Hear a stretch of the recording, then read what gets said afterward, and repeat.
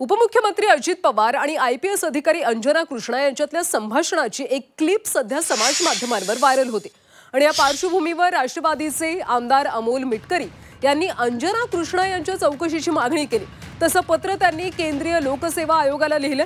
अजित पवारांची बोलण्याची पद्धत आणि कार्यशैली अशाच प्रकारची असल्यामुळे त्यांच्या बोलण्याचा विपर्यास होत असल्याचं अमोल मिटकरी यांनी म्हटलं।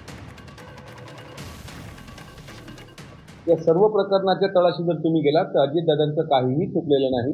दादांची ती नेहमीची बोलण्याची पद्धत आहे।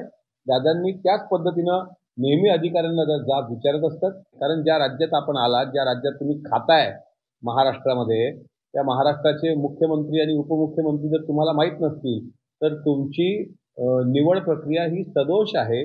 त्यामुळे केंद्रीय लोकसेवा आयोगाकडे मी स्वतः पत्राद्वारे अशी विनंती केलेली आहे की अंजना कृष्णा ह्या मॅडमच्या सगळ्या कागदपत्रांची फेर तपासणी करा।